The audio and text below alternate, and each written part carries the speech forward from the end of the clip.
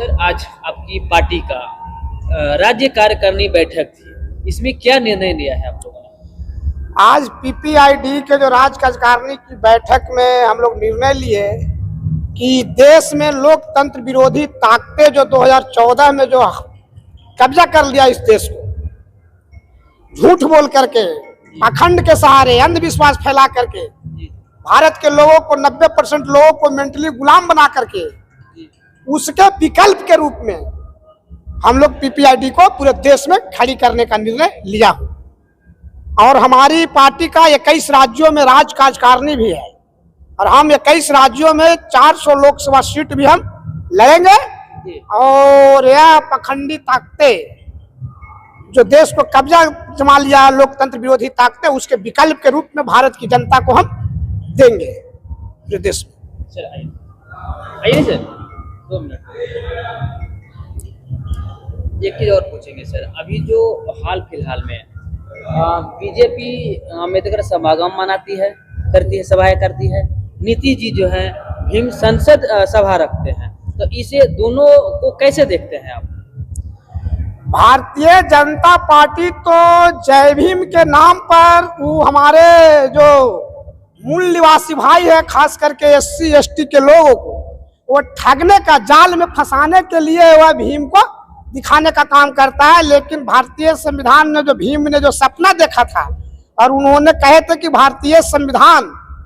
जब तक है तब तक डॉक्टर अम्बेडकर जिंदा है, तो वो तो खुलेआम भारतीय संविधान को धज्जी उड़ा रहा है, तो कैसे ही तैसी होगा। SC ST के उसमें जो प्रवक्ता वगैरह हैं वो तो पूरा बढ़ चढ़ के हिस्सा ले रहे हैं सर। प्रवक्ता जो SC ST के है वो SC ST के नहीं कहिए, वो सारे गुलाम लोग हैं, मानसिक रूप से उन लोगों को गुलाम बना लिया है, वो सारे गुलाम लोग हैं, न कि वो SC ST का प्रवक्ता है। SC ST का प्रवक्ता होता तो अपने समाज की बातों को करता।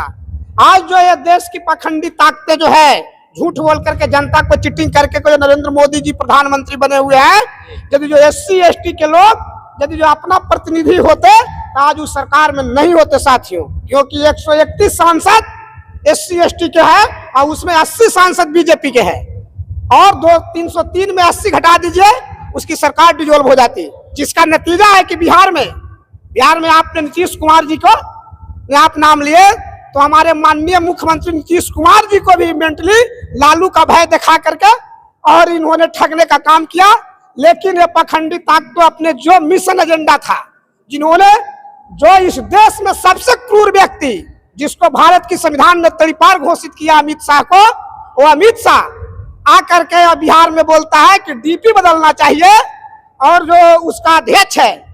जो बोलता है कि क्षेत्रीय पार्टियां को समाप्त कर दीजिए, तो नीतीश कुमार का थोड़ा सा दिमाग ठीक हो गया, तो बिहार की में नीतीश कुमार जी ने दिखा दिए कि जो सत्ता में था पखंडी लोग जो ठग करके, चीटिंग करके जो बैठे हुए था 2005 से, वह नीचे चला गया और जो सड़क पर था, जो विपक्ष में था, जो सत्ता में हो गया। तो उसी तरह से SC ST के लोग जो वास्तविक प्रतिनिधि होते अपने समाज के, तो पखंडी लोग सत्ता में नहीं होते, वो धूल चाटते बिहार जैसे पूरे देश में। मेरा परिचय मूल निवासी सुनील कुमार यादव, बिहार प्रदेश अध्यक्ष, पीपल्स पार्टी ऑफ इंडिया डेमोक्रेटिक, पटना। आज मेरी पार्टी पीपल्स पार्टी ऑफ इंडिया डेमोक्रेटिक का राज्य कार्यकारिणी की बैठक थी, जो पार्टी के अंदरूनी सिद्धांतों पर चर्चा करनी थी। पार्टी का कैसे विस्तार होगा, पार्टी में कौन कौन समस्याएं हैं, पार्टी कैसे आगे बढ़ेगी, पार्टी में नए सदस्यों को जोड़ा जाएगा और आगे आगामी 24 से 27 दिसंबर तक इलाहाबाद में